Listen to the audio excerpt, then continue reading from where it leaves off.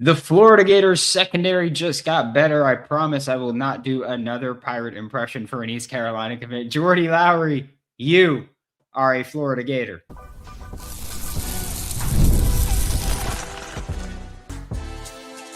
You are Locked On Gators, your daily podcast on the Florida Gators. Part of the Locked On Podcast Network, your team every day. Hello and welcome back to another episode of Locked On Gators, part of the Locked On Podcast Network, your team every day. Thanks for making Locked On Gators your first listen of the day every day. We are available daily and free over the podcast and on YouTube. And I am Brandon Olsen, lifelong Florida Gators fan, your host of Locked On Gators. And the Florida Gators landed another transfer portal commitment in Jordy Lowery, and who I think might be their final transfer portal commitment of this cycle. And I gotta say, I think it's a nice one to wrap up with. I'm gonna be honest with you. Frankly, you got a dog. Like that's it. I want dogs in the secondary. That's what I'm looking for. And I mean, hey, you're getting it, right? Like that's what this is. I know that people are gonna bring up his coverage stats. I could not care less about coverage stats, especially from PFF. I think PFF has their pros and cons and their values. Coverage stats is not something that holds weight. You can talk about passes broken up, and you can talk about picks and stuff like that, but even then, they don't know what the assignments are. That's my issue with it, is that they don't know what the assignments are, so don't care about that. But Jordy Lowery was an FCS All-American at West Carolina in 2024, was also at West Carolina in 2023, and then 2025 made the switch to East Carolina and is now going to come to Florida with the hope of competing in this secondary. He redshirted in 2022, so he has. Why you got to come at me directly? I don't know who you are. Oh, you're Jalil from the Discord. Oh, did you say something about the PFF stats? I don't know. I popped in, I posted it. Oh, I see his coverage grades. I see now. It says, I know he's a dog. However, I see his coverage grades are mid. That's his coverage grades are average. I mean, when people talk about the coverage stats, like when people talk about like the targets, catches, that kind of stuff, you don't know what that is.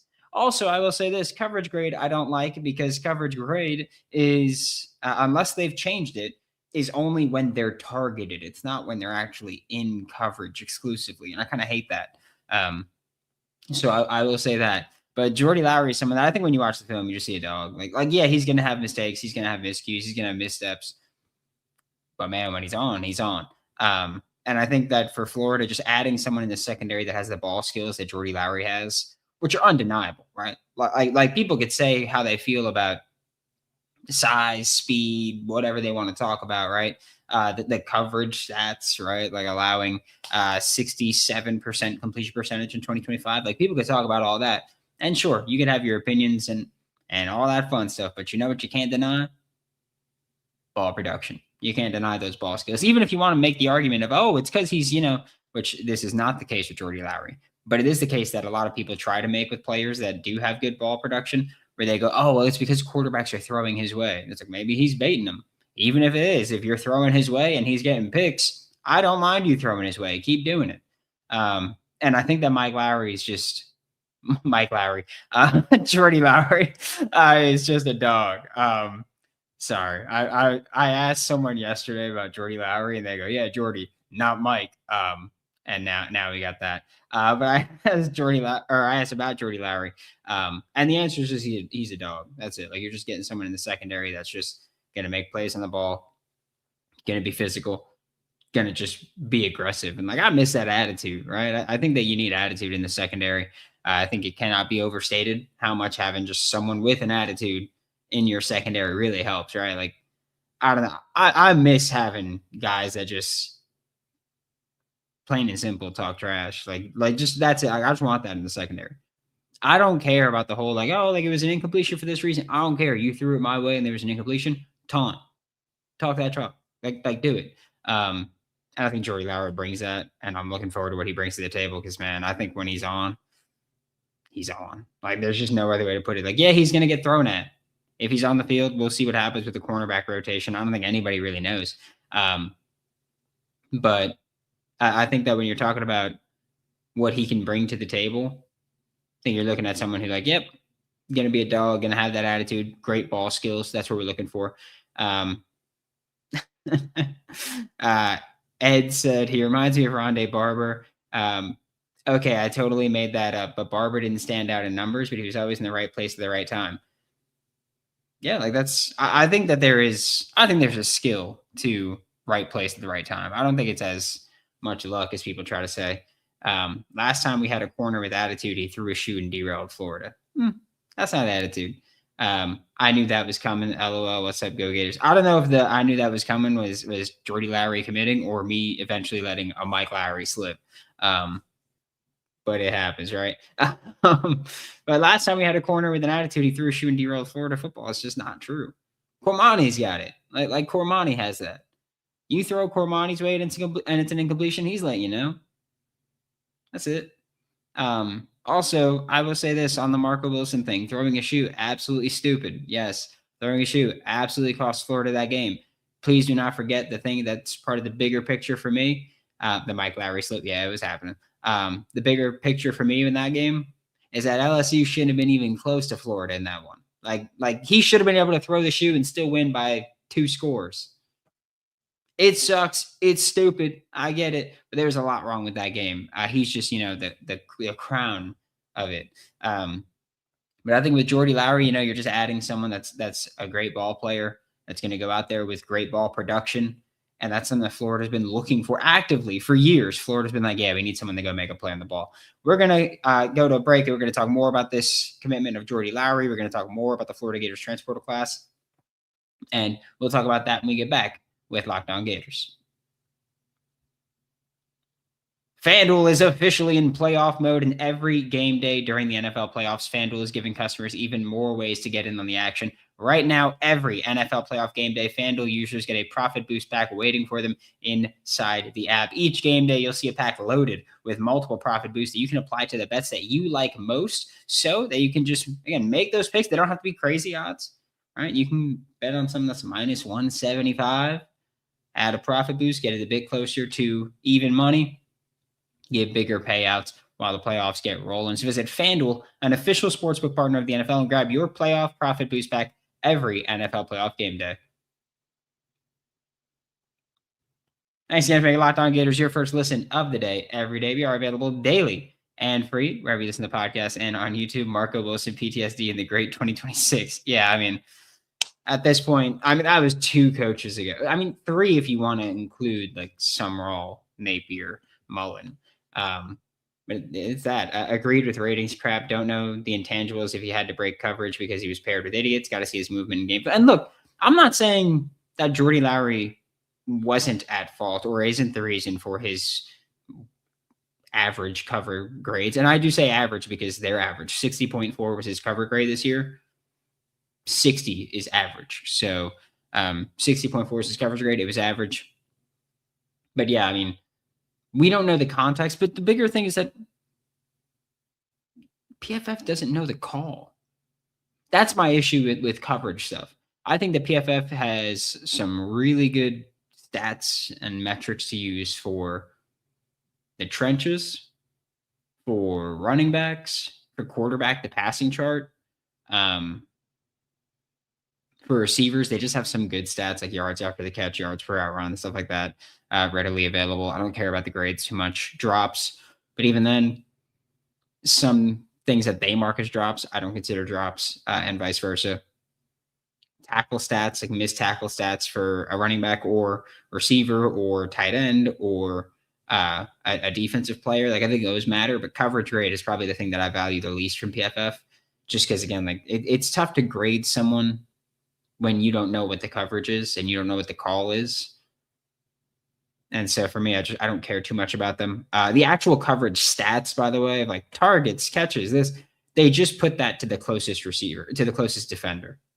That's all that is. And so again, it's like that could be a catch made near him, but wasn't his responsibility. He could have given up catches where he got beat so bad that, the safety was the guy that got charged with the catch.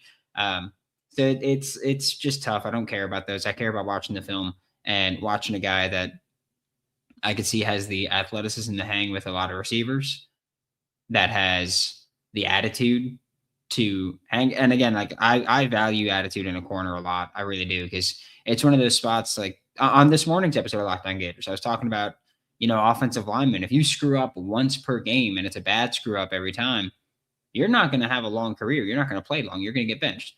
At corner, if you get beat once per game, but it's a bad beat, you're not going to play long.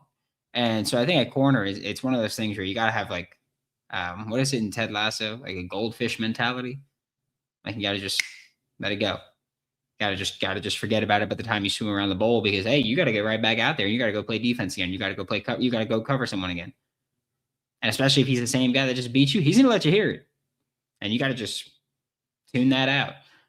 So I like attitude at corner, because I also know on the flip side, if they throw it to a receiver and I break it up and I start jawing at you, like that's going to be in your head. And I think that having that in the secondary is really important.